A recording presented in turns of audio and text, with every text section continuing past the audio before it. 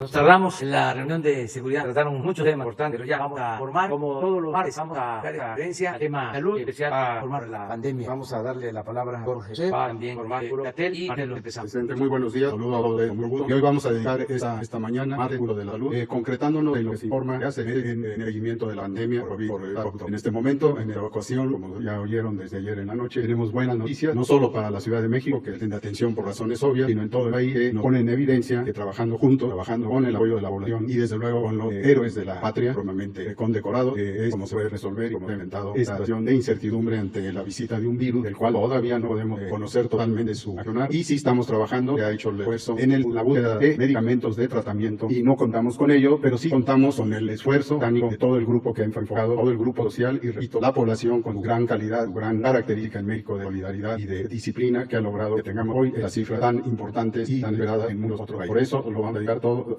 a quien conoce en su intimidad y con toda profundidad y con toda unidad esta epidemia, que es el doctor Hugo López. Hugo, por favor. Con mucho gusto, con su permiso, presidente, secretario, canciller, muy buenos días. Muy buenos días tengan todas y todos ustedes. Como todos los martes del Pulso de la Salud, vamos a comentar, aprovechando el informe técnico y destacar algunos de los elementos que caracterizan al momento epidémico que estamos teniendo. Quisiera retomar lo que comentamos ayer por la noche. Buenas noticias. El aspecto de la epidemia en México es ya muy positivo. Está en una fase clara de descenso. Como recordarán, hace 2 o 3 semanas indicamos que veíamos señales ya tempranas de descenso, pero siempre somos cautelosos y hasta que no vemos una tendencia clara, no consideramos que ya estamos en ese proceso de descenso. Sin embargo, ahorita ya la tendencia es clara. Algunos indicadores que comentaré ahora con las diapositivas muestran que consistentemente en la mayoría del territorio está disminuyendo la cantidad de casos diarios, la cantidad de muertes, muy desafortunada, todas cada una de ellas que se presentan, pero van en un descenso también sostenido desde hace más de 6 semanas. Asimismo, los hospitales están en un proceso de desocupación en la medida en que la cantidad de personas enfermas que necesitan realización y se ingresan diariamente es ya menor a la cantidad de personas que recuperan, restablecen y salen de regreso a sus casas, vidas. En algunos casos, las personas que han estado hospitalizadas por periodo prolongado requieren desde luego un proceso de rehabilitación, no solamente en términos pulmonares, sino también en términos físicos, musculoesqueléticos o incluso de rehabilitación psicoemocional. Pero en su mayoría hemos conservado, en la enorme mayoría, en promedio 8 de cada 10 personas se recuperan y salen a su domicilio cuando fueron hospitalizadas o sencillamente tuvieron una enfermedad leve. Hemos destacado también el hecho de que la realización de pruebas diagnósticas atiende a un criterio de orientación en la vigilancia epidemiológica y en México hemos tenido una política de pruebas diagnósticas desde el inicio que está orientada a identificar tempranamente a los casos, a las personas enfermas y también lograr que estén en aislamiento, rastrear a sus contactos. La intervención general, la que ha sido más determinante para reducir la velocidad a la que presenta la epidemia, es la mitigación comunitaria, es este proceso de resguardo generalizado, 80 millones de personas que pasaron fuera de la vía pública, fuera de lugares públicos y desde que terminó la Jornada Nacional de Sana Distancia hace casi 80 días, 69 para ser exactos, y el proceso continuó, pero ya en la regulación directa de las entidades. Comento antes de ver las diapositivas un último elemento, también hemos mantenido una coordinación multisectorial y en los 3 órdenes de gobierno. Tendremos mañana, acompañaremos a algunos servidores y servidores públicos al presidente en la reunión con la Conferencia Nacional de Gobernadores y uno de los temas que continuaremos tratando, como lo hemos hecho en más de 10 sesiones remotas por videoconferencia, es el tema de la semáforo de riesgo COVID y cómo estos derivan en intervenciones específicas que están bajo la responsabilidad de los gobiernos estatales y que utilizan el semáforo como un elemento indicativo de la evaluación de riesgo. Al respecto, ayer tuvimos 2 sesiones de trabajo, una específica del Consejo Nacional de Salud. El Consejo es un órgano de coordinación del Sistema Nacional de Salud, lo presiden los secretarios de salud, participan las 7 instituciones nacionales o federales de salud, seguridad social y asistencia, el IMSS, el ISSSTE, los servicios de Pemex, los servicios de las Fuerzas Armadas, el DIF, etcétera, y las 32 personas titulares de las Secretarías de Salud estatal. En esta reunión hablamos nuevamente sobre la metodología del semáforo, como lo habíamos acordado tanto en la CONAGO como en el propio Consejo, y en forma unánime se aprobó la más reciente modificación al semáforo de riesgo, en forma unánime, todo el mundo estuvo en favor, dado que la modificación es producto precisamente del trabajo de todas y todos. Quiero destacarlo con el agradecimiento a nombre de la Secretaría de Salud. Ayer tuve la oportunidad el doctor Alcocer me permitió hacer este reconocimiento a las secretarias y secretarios de salud que hicieron un trabajo muy contributivo, muy destacado en aportar ideas, aportar innovación en cómo vemos el riesgo COVID. Entonces, tenemos un semáforo que es de todas y todos, un semáforo que se aplica desde el gobierno federal, pero que representa las ideas y las contribuciones muy valiosas de todos los secretarios y secretarios de salud. Y la segunda reunión que ocurrió, de hecho, un poco antes, quiero destacarla por la importancia que tiene en la colaboración multisectorial y el trabajo integrado de las perspectivas que se necesitan para entender y manejar la epidemia. La reunión fue del propio Consejo Nacional de Salud con su equivalente en el sector de desarrollo económico, la Asociación de Secretarias y Secretarios de Desarrollo Económico. En la sesión participaron también la Secretaría de Salud y la Secretaría de Economía y los funcionarios de las instituciones nacionales de salud. Una reunión verdaderamente estimulante, un trabajo muy serio que hacen secretarias y secretarios tanto de salud como de desarrollo económico de los estados. Se revisaron algunos planes específicos que sirven de ejemplo, como el de Puebla. Puebla tiene un magnífico plan de desconfinamiento, de retorno responsable, como le llaman ellos, y nos sirve de modelo de lo que pueden y han hecho las entidades federativas para encontrar siempre este balance muy dinámico, muy cambiante entre la recuperación económica y el cuidado de la salud. Realmente un trabajo muy profesional de los estados. Insisto, habló Puebla, presentó también Querétaro. El presidente de esta asociación de secretarios de desarrollo económico México, es el secretario de Desarrollo Económico de San Luis Potosí. Todos quedamos muy estimulados de ver un trabajo concreto. El Instituto Mexicano del Seguro Social, en voz del director maestro Zoe Robledo, también presentó este trabajo que hemos venido haciendo, acompañándole al Instituto Mexicano del Seguro Social para regular la actividad de las empresas en términos de la seguridad sanitaria. Entonces, estos balances se van afinando prácticamente todos los días con un trabajo de colaboración, pero reiteramos lo que hemos dicho desde el inicio: el manejo científico, técnico de una epidemia requiere precisamente tener conciencia que es un fenómeno muy complejo. La parte directa de la salud, pero entra en conflicto con la economía, en la medida en que proteger la salud en forma directa requiere confinamiento, requiere quedarnos en casa, o ha requerido, pero para reactivar la economía requiere que las personas retornen a sus sitios de trabajo, retornen al espacio público. Para lograr hacerlo en una forma segura, tenemos que estar todo el tiempo regulando esos elementos. Y recuerdo también que algunos países del mundo han tenido ya algunos rebrotes del alcance nacional, y este es un riesgo que vamos a estar enfrentando todas las naciones del mundo por algunos años, pero hay que mantener una actitud positiva, una reflexión cuidada, racional, buena comunicación, y también ese es un motivo de satisfacción como México ha logrado estos esquemas de comunicación en 13 órdenes de gobierno, 13 poderes de la Unión, y también involucrando activamente a la sociedad, con quien estamos siempre muy agradecidos y agradecida por el mérito de haber logrado la reducción de la velocidad de la epidemia, por lo tanto aplanar la curva, por lo tanto que no se saturen los hospitales, y por lo tanto es uno de los objetivos fundamentales, evitar las muertes evitables, porque se logra atender a tiempo a las personas. Vamos a ver por último las diapositivas, son tan amables, a ver los datos. Estos los presentamos, lo saben, diariamente desde hace 171 días, hoy será la 172, pero también lo presentaremos. Y en la siguiente lo que vemos es esta gráfica panorámica. Ya a estas alturas todo México sabe lo que es una curva epidémica, que es una gráfica que representa la cantidad de personas enfermas por tiempo, en este caso por semana, y lo que vemos es que desde la semana 29, donde llegamos a una cantidad máxima de personas enfermas, están representados los casos confirmados en color ocre, a veces en las pantallas de televisión se ve de color gris, pero es la parte baja de las columnas, y las personas que están enfermas se les ha tomado muestra y están esperando los resultados del laboratorio en la zona amarilla intermedia, que se ve debajo de las gráficas de las columnas moradas. Se han estudiado 1.181.000 personas, casi 182.000, 45% resultan positivas en la semana 32, y el máximo de resultados positivos, 55%, se presentó justamente cuando teníamos los máximos de ocurrencia de casos. Lamentablemente tenemos 57.023 defunciones, pero vean ustedes cómo la semana 30, 31 y 32 cada vez hay menos casos. La epidemia sigue activa, esto que no se confunda nadie, no se ha acabado la epidemia, pero la epidemia va en descenso, va en declive, va ya en una disminución sólida. Cuando lo vemos en la siguiente gráfica, podemos ver que agregamos a los casos estimados, es decir, personas de quien todavía no se conoce el resultado del laboratorio, pero como conocemos que el 45% de ellas serán positivas, las añadimos ya de una. Recuerden siempre que es convencional en los sistemas de vigilancia epidemiológica del mundo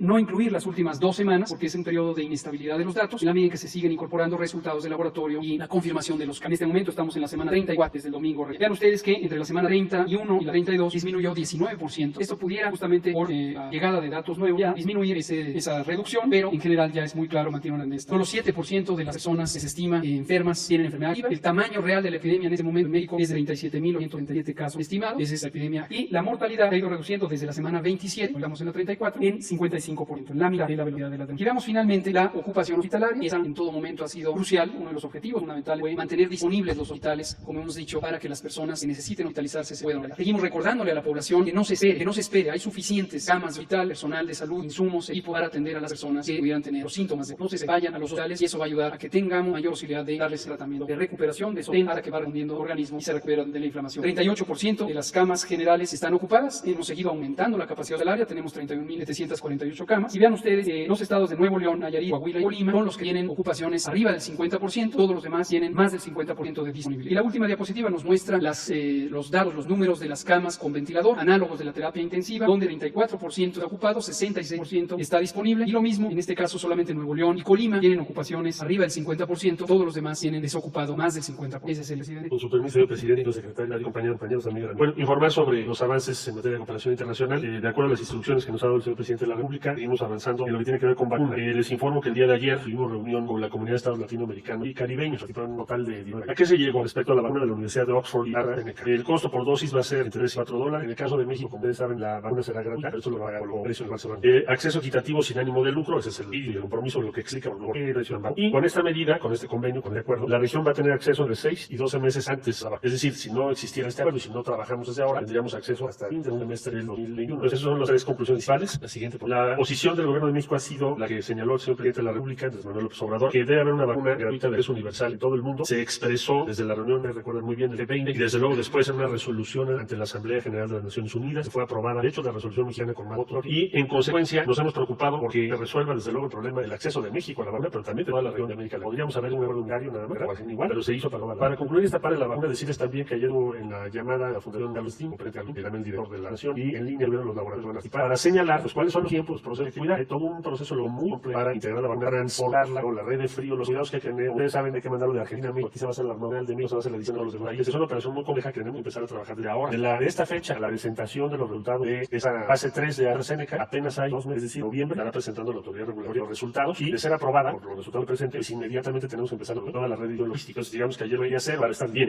Continúo respecto a la cooperación más amplia. Recibimos en esta semana donación de insumos por parte del gobierno de Canadá, que ha sido muy solidario conmigo. Recibimos un equipo técnico alto nivel del gobierno de Alemania en hace unas horas, y México y Japón de manera combinada aportaron equipos al gobierno de Honduras, porque así como respecto a la repatriación de mexicanas y mexicanos en el exterior que nos ha encomendado el presidente de la República, a esta fecha llevamos 16.932 mexicanos repatriados. En primer lugar destaca América Latina, ya casi vamos a llegar a 10.500 personas. En segundo lugar Europa, y así sucesivamente prácticamente todas las regiones del siguiente, por favor. Respecto a consulados en los Estados Unidos, otra realidad tenemos es nuestros nacionales en Estados Unidos de América. Todos están funcionando. La restricción mayor, y solo en caso de emergencia, lo tenemos en línea por posición de los diálogos, pero después nos harán en marca de forma de la red operando normalmente con la sana distancia y la medida de la destacan en esta semana las acciones del Consulado de México en Miami, en Nueva York, que se han dedicado a implementar el sistema de pruebas con evidencia de la Ciudad de México y las autoridades de Estados Unidos para aprobar estos procesos, y el Consulado de México en Los Ángeles, que ha hecho repatriación de personas que desgraciadamente perdieron la vida en esta pandemia. Finalmente, la atención que destaca de la Ventanilla de la Salud, que hemos trabajado junto con la Secretaría de Salud y una red de 9.800 aliados locales ya en Estados Unidos. Hemos atendido 2.296.039 personas de forma remota, que es por llamada obvia, y 433.694 de forma directa. Personas han pedido vía consulados todo tipo de tipos de respaldo para acceder. Se ha hecho entrega de cubrebocas, asesoría sobre derechos civiles, jornadas de atención consular, entre otras, e ir a los lugares de trabajo. Eso es lo más destacado de esta semana. Muchas gracias. Pues este es el informe. Vamos atrás, vamos con Sara, porque ayer fue adelante. Gracias, presidente. Buenos días. Preguntarle por un lado al doctor Abel, qué dice sobre las acusaciones que hacen algunos integrantes de la OCDE, de que hay una baja en la pandemia porque se alcanza un menor número de pruebas. Y me permite, los presidentes. Con mucho gusto volvemos a explicar, lo pregunte la oposición o la no oposición, o que no tiene ninguna preferencia política. Nos parece una inquietud legítima. La gente identifica que disminuye el número de pruebas, disminuye el número de casos. Quizá lo que no se ponen a pensar es al revés: disminuye el número de casos, disminuye el número de pruebas. En México, por eso lo mencionaba hace un rato, lo hemos dicho muchas veces, tenemos una política de pruebas claramente establecida. Desde el inicio está, desde los manuales de vigilancia epidemiológica de febrero. La política ha variado solamente en la medida en que después del proceso de mayor confinamiento empezamos a hacer énfasis de nueva cuenta. Lo hicimos al inicio cuando teníamos pocos casos, lo volvemos a hacer cuando la epidemia empieza a entrar en estabilidad y control. La importancia del trabajo comunitario en todo momento desde que empezó la epidemia. De hecho, antes de tener el primer caso, la política consiste en las personas que tengan síntomas, hay que hacerles prueba independientemente del momento en el que se tiene el resultado de la prueba. Inmediatamente se tienen que poner en aislamiento preventivo, en resguardo, y también inmediatamente, sin esperar al resultado del laboratorio, se tienen que estudiar a sus contactos. Esta mecánica se llama contención centrada en personas, está muy descrita en la Banca de la Salud Pública Mundial y Nacional, se hace para múltiples enfermedades infecciosas y lo hemos hecho a lo largo de toda la vida. Y las pruebas, por lo tanto, se hacen a partir de la identificación de personas enfermas, no a partir de la demanda voluntaria de quiero saber si tengo o no la enfermedad, aunque no tenga síntomas. En otros países han tenido políticas diferentes, esto lo hemos presentado en algunas ocasiones en las conferencias. ¿Qué otras políticas existen? Uno, la ausencia total de lineamiento. Algunos países tienen esta condición. Otra, una política de acceso libre. El que quiera hacerse una prueba, pase a hacerse una prueba. Respetamos esa política, en algunos países se usa. También se usa en países que tienen sistemas de salud orientados por los servicios privados. En México tenemos una porción menor de nuestro sistema de salud, componentes privados, y han ofrecido pruebas, desde luego con un costo a quien la quiera hacer, porque siente la necesidad de hacérsela aun cuando no tenga síntomas. Desde el punto de vista técnico y científico, la probabilidad de que una prueba salga positiva en una persona completamente asintomática es sumamente baja, y por lo tanto la eficiencia que implicaría ese proceso sería muy baja también. En resumen, conforme la epidemia empieza a disminuir el número de personas enfermas, por supuesto que disminuye el número de pruebas que se hacen, porque las pruebas se hacen atendiendo a personas enfermas. Entonces, no al revés, no hay límite al número de pruebas. Tenemos todavía un abastecimiento de más de 300.000 disponibles y continuamente las mandamos a las entidades federativas. Hemos tenido ya casi 1.200.000 pruebas realizadas, son las que presentamos siempre en la primera diapositiva, y conforme se necesiten más, habrá más. Gracias. Y ayer hablaba usted del caso Lozoya, decía que se presentaron un video en redes sociales, en televisión. Parece que cumplió su deseo, porque unas horas después, difundió este video de algunos colaboradores del PAN, entre ellos Francisco Domínguez, recibiendo dinero. Preguntarle, por un lado, si usted ya sabía de ese video que se subió, de hecho, un día antes en redes sociales, pero que difundió ayer. ¿Y qué opina del video, del contenido? Bueno, pues ayer hablamos de este tema, y según la información que se tiene, es algo raro. Lo subieron clandestinamente ayer, supuestamente lo subieron el domingo, y nadie lo vio. Ayer en la mañana nadie sabía, al menos yo no sabía, y poco después sale el famoso video. Esto para ubicarlo, porque si hubiesen colocado, si lo hubiese instalado en la red el domingo, es muy raro que hasta el lunes se detectara. Pero en fin, es nada más para tener la idea. Desde luego que no lo había yo visto, no lo conocía. Hay que ver si es el video que entregó el señor Lozoya a la fiscalía, si tiene cambio, pues otro está cerrando como válido, porque han habido reacciones. No sé si comentar aquí, no es a tu intención, pero creo que dijiste desde que Francisco Domínguez. Sí, que de hecho él ya pidió a la persona que aparece en el video, era su secretario privado. Pero no es el que aparece ni está el... No, es colaborador, su secretario privado. Pues ya está ese video, va a ser la fiscalía la encargada de decir si es el que tienen, el expediente, o es otro, pero sí, ese video que se dio a conocer es bastante fuerte, muestra la inmundicia del régimen de corrupción que imperaba, porque todo ese dinero se utilizaba para comprar voluntades, conciencias, para comprar votos. Según la declaración del señor Lozoya, parte de ese dinero se utilizó para la aprobación aprobación de la llamada reforma energética, dándose, promovió, defendió por medios de comunicación, los escritores, columnistas, intelectuales orgánicos. Hace unos días, unos intelectuales muy vinculados al régimen conservador corrupto decían que había la necesidad de construir un frente en contra de nosotros para que regresara, palabras menos, a los equilibrios que habían antes del Congreso. La palabra contrapeso, pues eso era el contrapeso, no era contrapeso, eran los pesos. Y es lo que ellos promovían en su escrito y es lo que promueven los conservadores corruptos, porque es un régimen el que encontramos en decadencia, con una corrupción generalizada, sobre todo arriba, desde la política privatizadora. Siempre lo he dicho, es sencillo, es cosa de ir a consultar en el diccionario la palabra privatizar. Y la definición es convertir lo público en privado. Pues eso fue lo que hicieron. Entonces la reforma energética era privatizar el petróleo, la industria eléctrica. ¿Y cómo le hicieron? Pues comprando a todo el que le dejaba. Ha difundido el video, pero no mucho, porque los medios no le están dando la importancia que tiene. No es el video de René Bejarano. Ese se difundió, pero a nivel nacional e internacional. Y veo que apenas en las redes sociales, las grandes televisoras no tienen posición, no se habla del tema. Por eso, como a veces la gente no se entera, porque no todos tienen acceso al internet, muchos se informan por televisión abierta, ahora por el 11, por el 22, el 14. ¿Por qué no buscas el video? Vamos a pasarlo aquí. Ayudamos a que se difunda para que se vea cuánto dinero recibían. Maleras. Eso no son portafolios. Maleras. Entonces, recapitulando, pues lo que dije ayer. Primero, que se informe al pueblo. A mí me gustaría que se considerara un asunto de Estado y que la Fiscalía informara qué declaró el señor Lozoya. Conocer la denuncia completa y conocer si es el video o otro, todo lo que tiene la Fiscalía. Transparencia. Primero, que el pueblo se entere. Antes no sucedía. Solo se enteraba a la gente de lo que le convenía al régimen, a los mandamases, a los de arriba. Eso es lo que le informaba a la gente, porque tenían control casi absoluto de los medios de información. Entonces, informar a la gente. Ahí va. Miren.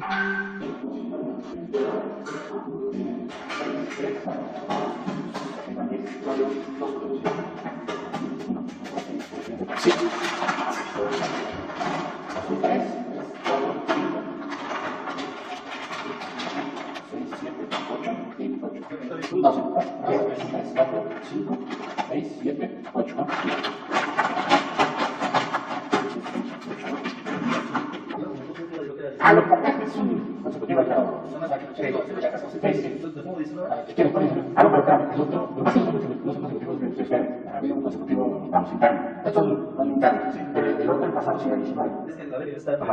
Yo vi que fue esta vez que ya estuviste, tiene 9, entonces debería ser. Pero por eso son internos, o sea, 18 es de otra cosa, no tiene que ver con ustedes, no son 19 internos. No tiene que ver. Es como que internos también, están llevando más control. Pues a ver, si es la próxima. No sé, ahora sí no me han dicho. Yo sí me dije igual el jueves, pero pues, pues hay que ver si es el que entregaron. Y repito, lo primero es información, toda la información, transparencia, investigar, llamar a declarar a los implicados. También no culpar a diestra y siniestra, sino hacer una investigación seria. Le tengo mucha confianza al fiscal Alejandro Gertz. Lo segundo es recuperar el dinero, porque aunque debió bastante, es apenas una milruña de lo que robaron. Entonces necesitamos recuperar lo más que se puede, porque hace falta que se devuelva el dinero. Eso es lo segundo. Y lo tercero, ya lo planteé, si están involucrados los expresidentes y la gente decide de que haya una consulta, llenan los requisitos, se solicitan firmas para que los expresidentes sean juzgados, pero eso tiene que ser, desde ese punto de vista, con una consulta ciudadana. Tenemos que ser todos, ya diga, yo estoy por el punto final, es decir, que se investigue, que se castigue a todos, pero que pensemos hacia adelante y que no haya venganza. Por eso, lo de la consulta, porque no quiero que el conservadurismo hipócrita y corrupto señale de que yo estoy vengando. Me es muy fuerte la venganza. Y además, estaría en contra, y pierdo, y si la gente dice que se enjuicie a los expresidentes, de todas maneras, garantizar, como a todos, el derecho a la defensa y que sea un proceso apegado a la legalidad. Por eso es muy importante lo que va a hacer la Fiscalía. Es un tema emblemático, yo les diría histórico, sobre corrupción. Y sí nos importa, por eso lo traigo. Porque desde hace mucho fui de los primeros en señalar que el principal problema de México era la corrupción. Esta es la prueba. Usted se reúne con el gobernador de Querétaro, precisamente, cuyo exsecretario particular está ahí recibiendo billetes. Usted va a tocar el tema con el gobernador. Él dijo ayer que no tenía nada que ver, que no tenía conocimiento. ¿Usted confía en que esto es verdad, en que no sabía el gobernador, esta persona que colabora con él, entiendo desde ahí? No me corresponde a mí juzgar. Por eso está la Fiscalía, que es autónoma también, aunque ya se sabe, no está de más repetirlo. Antes el procurador dependía del presidente, ahora la Fiscalía es autónoma. Yo llevo 6 meses sin hablar con Alejandro Gertz, ni por teléfono. Hablo todos los días con el secretario de Salud, con el secretario de Relaciones Exteriores, con el subsecretario de Salud, con la secretaria de Gobernación, con el secretario de la Defensa, de Marina, nos reunimos todo el tiempo. Pero la Fiscalía es un órgano autónomo, dependiente. Y no se puede tampoco acusar a nadie ni condenar a nadie sin las pruebas, sin que un juez declare culpable a un supuesto delincuente. ¿Mande?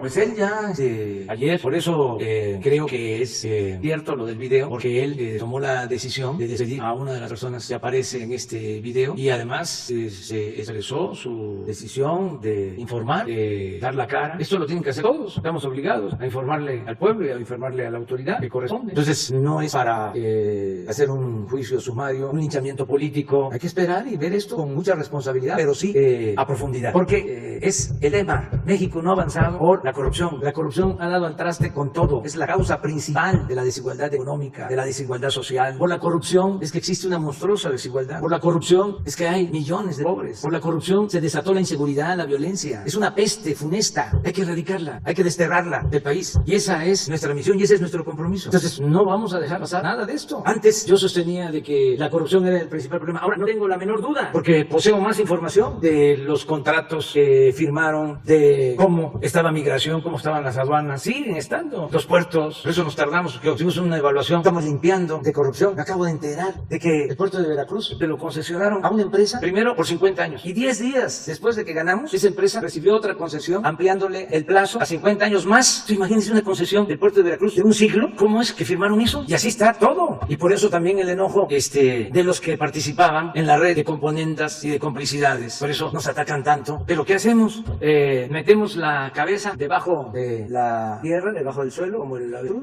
nos echamos para atrás o vamos hacia adelante a limpiar de corrupción el país. La decisión está tomada, vamos a limpiar de corrupción. Entonces esto va a generar molestias, ofrezco disculpa por anticipado, pero a todos nos conviene purificar la vida pública de México. A todos nos conviene. Y mucho más a los pobres, porque lo que tenía que destinarse a ellos se lo robaban, por eso no había nada, por eso inventaron de que si se le daba a los pobres era populismo, paternalismo. Todo lo que iba arriba era fomento, reforma estructural, impulso al crecimiento, rescate. Entonces tenemos que limpiar el país, y yo llamo a todos que nos ayuden los medios a difundir todo esto y de manera responsable, repito, sin linchamientos políticos, todo de conformidad con la ley. Ahora sí que al margen de la ley nada y por encima de la ley nadie, y lo podemos hacer, imagínense, un ejercicio democrático, una consulta, y que haya debate. ¿Por qué sí juzgar a los presidentes? ¿Por qué no? Yo daría mis argumentos para decir que no, ya los he expuesto desde que tomé posición, pero la gente tiene los suyos y es el pueblo el que manda. Entonces vamos adelante a ver eso con toda la seriedad y con toda la responsabilidad.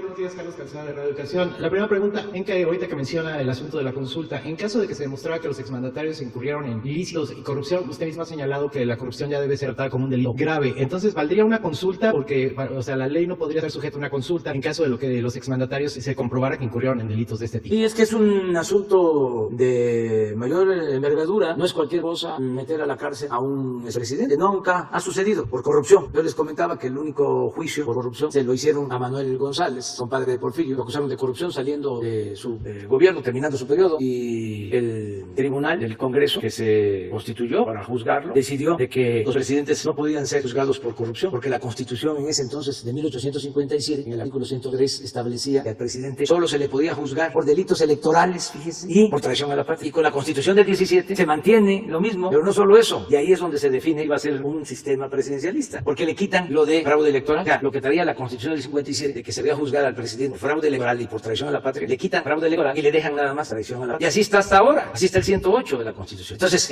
por eso se requiere hacer una consulta, y además para que lo decidamos entre todos. ¿Por qué? Voy a ser yo el verdugo político, que no lo podemos resolver entre todos. Además, yo no quiero que se vaya a pensar que me estoy vengando, que como me robaron la presidencia y estoy molesto, no he superado el que nos hayan robado la presidencia, que no solo a mí, al pueblo, o que hayan impuesto las reformas esas, la reforma fiscal, la reforma oral, la llamada reforma oral, la reforma IVA, y por eso ahora a juzgar. No, ya le dije al presidente Aldero que en lo que a mí corresponde yo ya lo perdoné por el fraude del 2006, y él sabe bien que hubo fraude. Nada más recuerdo porque como ya eso lleva tiempo y los jóvenes no tienen fresco estos asuntos, porque antes los escritores no se ocupan de hacer libros sobre esto, hablar del daño de la corrupción, de cómo nunca había habido democracia en México y todavía está costando trabajo establecerla. Esos temas no se analizan, no hay reflexión. Bueno, en la elección del 2006 se supone, hay todos los testimonios. Bueno, el mismo expresidente Fox dijo que sí, se había metido, pero existe un video donde él dice claro, porque era salvar a la patria, un fraude patriótico, porque era un peligro para México. Palabras más, palabras menos. La maestra Elvester, que podría aportar mucho, llamó el día de la elección al que era gobernador de Tamaulipas para decirles ya esto ya está resuelto, ya hay que entrarle, ya hay que definirse, ya sabes por dónde nos vamos. Ahora ese gobernador está preso, Eugenio Hernández. Al día siguiente, el secretario de Comunicaciones, Cerizola, porque ¿qué cosa fue lo que hizo el presidente Fox? Cada secretario se hizo cargo de un estado, porque había la consigna de que no ganara. Bueno, y a ese señor Cerizola le tocó Tamaulipas. Entonces al día siguiente de la elección le habla por teléfono, está en las grabaciones, y le dice, oye, te pasaste, muchas gracias, al que está ahora preso. Son hasta malagradecidos, porque ahora ya ni siquiera lo van a visitar. Pero todo eso existe en las pruebas. Hay ya una prueba, porque todavía estos intelectuales orgánicos se firmaron todos de que no había fraude. Todos estos que acaban de firmar ahora, la mayoría, firmaron en aquel entonces de que las elecciones habían sido limpias. Bueno, hay un periódico en Guanajuato que se llama AM. Después del fraude, tienen una reunión los funcionarios del gobierno de Guanajuato, el secretario de gobierno en ese entonces, esto deben de saber los de Guanajuato y además es fácil de quién era, llama a todos los delegados federales a una reunión después del fraude del 2006 y les dice, pues les notifico que ustedes no van a depender de la secretaría del gobierno federal, van a depender de nosotros, del gobierno de Guanajuato, porque nosotros le ayudamos a Felipe Calderón y él lo sabe, le dimos 300,000 votos de más. ¿Saben cuánto fue la diferencia formal? 240,000 votos. Bueno, está grabado porque un periodista de este medio, AM, se metió a la reunión y grabó 300,000 votos de más. Si queremos profundizar, ¿cómo obtuvieron esos votos? ¿Quién les ayudó? ¿Qué arreglos tenían? Entonces, dice, no voy a estar anclado en eso, pero sí, en el tema de la corrupción, pues que la gente decida también a los que quieren que se juicie a los expresidentes, con toda claridad les digo, yo no les voy a hacer el trabajo de conseguir las firmas, que quiera que haya consulta, que se aplique, conseguir las firmas, y también la gente tiene que decidir si quiere eso o no, y que los constitucionalistas, los abogados, que también no los escucho, los colegios de abogados, que debatan sobre el tema, si se puede juzgar o no por corrupción a un expresidente, también para que se aclare. No hay debate, no hay nada, silencio, y es un tema muy importante. La segunda pregunta, presidente, hace unos días se cumplió un año de que la exsecretaria de Desarrollo Social, Rosario Robles, fue ingresada a la prisión. Ella escribió una carta y se queja de que hay una venganza en contra de ella y de que se mantiene en prisión por ser mujer. La pregunta es si se podría apegar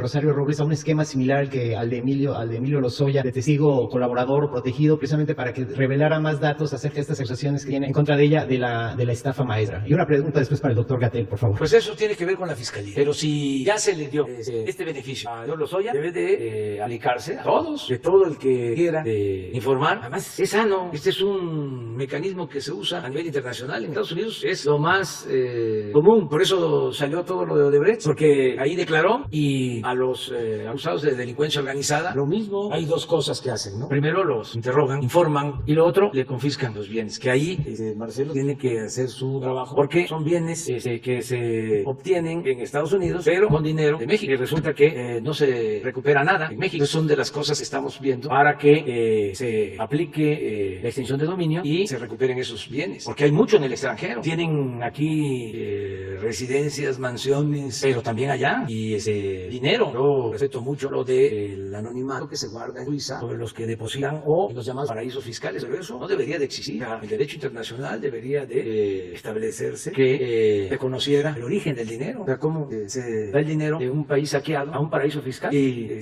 no pasa nada. Y es normal. Y hay incluso países que viven de eso. Eso es inmoral. Entonces, eso es lo que podría comentar. Y doctor Gatell. Doctor, buenos días. El día de ayer, organizaciones indígenas en Chiapas anunciaron que iban a presentar una denuncia en su contra por el delito de omisión, ya que ellos dicen que no se dio la información necesaria en las lenguas indígenas, precisamente de estas comunidades, sobre las medidas sanitarias de la sana distancia, el lavado de manos. Ellos mencionan esta omisión. Me gustaría conocer cuáles fueron las acciones. Bueno, ¿qué opina de esta demanda que pretenden interponer? Y bueno, ¿cuáles son las medidas que se tomaron precisamente para informar a los pueblos indígenas en sus lenguas maternas? Gracias. Muchas gracias. No puedo opinar sobre una demanda que no conozco, pero en el momento que la conozca con Grupo opinaré sobre lo que hicimos. Para nosotros es muy importante, ha sido muy importante desde el inicio, atender a la diversidad étnico-cultural de nuestro país. Hemos destacado cómo esta epidemia, esto por cierto, parece que en su momento cuando lo dije, inquietó a algunas personas que se dedicaron en el otro perfil. Esta epidemia llegó por avión, esta epidemia llegó por viajeras y viajeros que provenían de otras partes del mundo, lo que es bastante obvio porque la epidemia surgió en otras partes del mundo. Los primeros casos que detectamos en México eran personas afluentes económicamente que habían ido a Europa o a Estados Unidos o a algunos otros lugares y por lo tanto se concentró inicialmente la epidemia en zonas urbanas y zonas de afluencia económica. Insisto, esto cuando lo dije ofendió a algunas personas, no se sintieron ofendidas, pido disculpas también, y el verse reconocidas como los casos iniciales les causó inquietud. Desde el punto de vista técnico no tiene ninguna connotación, no se está culpando a las personas que hayan venido en avión enfermas. Son también personas, son ciudadanos mexicanos, mexicanas y merecen todo el respeto y toda la atención, pero esa es una realidad. La epidemia llegó a zonas urbanas adineradas. Posteriormente se empezó a desplazar hacia otros segmentos de la sociedad, personas en zonas suburbanas y luego suburbanas empobrecidas. Tenemos una enorme desigualdad social en México, esto lo sabemos y es motivo sin duda de indignación y de repudio, pero esa es la realidad socioeconómica de nuestro país. Una enorme polarización ha ido concentrando la riqueza del país a lo largo de varias décadas. Entonces tenemos zonas muy empobrecidas alrededor de las ciudades y esto fue en la segunda parte de la epidemia, cerca de la fase 2 y 3, donde predominó los contagios. Desde luego además donde predominó la ocurrencia de enfermedades enfermedad más grave, precisamente porque también en esos segmentos sociales hay una mayor prevalencia de enfermedades crónicas, enfermedades, como hemos explicado una y otra vez, causadas por la mala alimentación y un acceso insuficiente a alimentación saludable. Pero en tercer lugar, se desplazó a las zonas rurales, y en las zonas rurales está la mayoría de la población indígena, la población que tiene el uso de lenguas nacionales, lenguas autóctonas, y sabíamos que esas son zonas aún más vulnerables. Desde hace décadas, muchas décadas, han tenido una insuficiencia de servicios sociales, servicios gubernamentales necesarios para garantizar sus derechos. Han sido además poblaciones culturalmente marginadas, económicamente explotadas, socialmente abusadas, lo cual es desde luego siempre indignante. Sabiendo eso, tuvimos una alianza muy temprana con el Instituto Nacional de Pueblos Indígenas, y su titular, licenciado Adelfo Regino, a quien le tenemos un gran aprecio y respeto, fue muy instrumental en ayudarnos a hacer traducción precisamente de nuestros documentos. Esto no es nuevo, esto, si alguien revisa las 171 conferencias de prensa, lo encontrará hace muchas semanas o meses. Identificamos 54 lenguas indígenas, participó también el INALI es el Instituto Nacional de Lenguas Indígenas, y nos facilitaron el acceso a traductoras y traductores de lenguas indígenas. Seleccionamos 54 que son las principales en términos de la población que las habla, y pusimos a disposición de las entidades federativas y de todo el país los materiales que pueden ser de uso directo para las poblaciones. Conocemos que en muchas entidades federativas se utilizó ese material para hacer las distintas campañas de promoción de la salud. No perder de vista los tramos de responsabilidad. Nosotros participamos en la Autoridad Sanitaria Federal, que dirige el Secretario de Salud, pero hay 32 autoridades sanitarias estatales que tienen un tramo de control específico de la instrumentación de políticas y programas. Para nosotros la responsabilidad es dar los lineamientos generales, facilitar los materiales de trabajo, y la acción local depende de los gobiernos estatales. Estaré muy atento a cualquier demanda y por supuesto a responder con toda verdad. Gracias. Buenos días, presidente. Va a tener que venir después, porque no te va a alcanzar. Yo quiero preguntarle si puede darnos una actualización sobre las compras de medicamentos para niños con cáncer. Hay reportes de desabasto de nuevo, y no solamente es la posición, hay casos como por ejemplo el de Ana Lucía, que hace un mes falleció en Suiza, y su papá dijo que de haber habido medicinas aquí en México, pues tal vez la niña hubiera podido seguir viviendo. Sí, constantemente lo estamos tratando. A ver, doctor. Y este es un tema presente también del pasado, a pesar de la compra consolidada y tomando en cuenta el desabasto que existe a nivel internacional de algunos medicamentos. Claramente ha sido progresivo de uno a otro medicamento, pero estamos hablando de 4 o 5 que dejaron de producirse desde antes de la pandemia. No hay que echarle la culpa a la pandemia. Estos medicamentos en su mezcla son requeridos para muchos de los tratamientos, y en especial para la leucemia infantil, en la cual es mucho más sensible, como para todos ustedes, médicos y no médicos. Los niños ocupan esa primera atención. Varios de estos medicamentos, el que inició todo esto, pero en esta época, pues desde antes, y yo tengo, ahora que sí soy testigo de lo que se sufría desde hace décadas en muchos de los medicamentos, y no solo para el cáncer, por varias razones, pero en especial porque no existía una compra consolidada que lo asegurara, y que además fuera el momento, como ya se inició en esta gestión, de hacer una compra, pero no nada más adquirir medicamentos, sino evaluar qué medicamentos se requieren, actualizar eso, hacer la seguridad y la indicación médico-científica de primera. Y eso fue inicialmente, ustedes lo conocen, nadie lo puede negar, en el caso de los antirretrovirales, donde se logró esa famosa, y que es necesario muchas veces repetir, la triple optimización, con lo cual se aseguraba la calidad, la necesidad de tener el medicamento de primera, y no como se asomó en los años previos, estoy hablando de la última década, donde se estaba usando siempre el mismo medicamento y se compraba sin esa reflexión y de esa actualización. Tomando en cuenta este antecedente, nosotros atendimos con mi experiencia, de que esos medicamentos necesitaban tenerse al día. El metrotexate fue el disparador, un ejemplo, ¿no? Y este metrotexate en la actualidad, y por varios periodos, no ha faltado, y sí ha habido algunos caminos de distribución y de corrupción que limitaba el que llegara este medicamento, o inclusive en forma intencional en algunos estados de no entrar a la compra consolidada, por razones precisamente que ellos ya tenían estructurada como el mecanismo para hacerlo. Y vale la pena recordar, no es más esa intención, también la limitación y la unión de instancias productoras de medicamentos, además de lo de déficit internacional en su producción, en el manejo aquí en nuestro país, y con una fuerza todavía mayor la distribución de esto. Ha caminado, metrotexate ya no es problema, siempre y cuando se logren comprar en la actualidad, debido ahora sí a la pandemia, la llegada de estos medicamentos. Para este último trimestre tenemos cubiertos excepto 3 medicamentos, puntualmente lo señalo, en el caso de los antineoplásicos, que están por llegar, y hemos recurrido, ahí se suma Alemania, en su momento Argentina, y desde luego se suma esto ahora la decisión de la presidencia, encabezado desde luego por la orientación que nos ha dado el presidente, de hacer esta compra para no tener problemas locales, y de lo que ya menciono, pues hacerlo a nivel internacional. Y estamos en ese camino, y repito, solo 3 están por entregarse en la próxima semana, para tener de aquí a diciembre cubierta esa demanda. Y por otro lado, que vamos a presentar pronto, la compra consolidada para el 2021, y en forma progresiva, multianual hasta el 2024, va a hacerse a través de lo que ya oyeron aquí, un convenio con la OPS y con un OPS que está en camino, y está en buen camino para lograrse eso. Ese es el escenario, sin olvidar que no solo son los niños, sino toda nuestra población, y no solo es el cáncer, no solo es esa importante enfermedad, sino todas, y además asociado eso a programas. Podemos tener muchos medicamentos, y si no hay, o lo suficientes, y si no hay una política que oriente a la prevención para estas enfermedades, pues nada más estamos tachando o poniéndole un parche, algo que debe ser orientado profundamente y considerando siempre a los más pobres, a los más necesitados y desde luego a los grupos vulnerables. Hace rato se oyó en la. Muchas gracias. Quiero preguntarle, presidente, en mayo usted defendió la llegada de Paloma Rachel Aguilar al SAT, pero al parecer ella no llegó sola, sino que también pues ella contrató a su suegro, a su novio y a algunos amigos. Y yo quería saber qué opina de esto, si no es nepotismo. Pues hay que pedir, investigue a la Secretaría de la Función Pública y que nos dé un reporte. Vamos a hacerlo. Y finalmente, si me permite una última, es otra vez está cobrando fuerza los abusos contra las mujeres, en particular por el caso de un abuso contra una menor en Puerto Vallarta.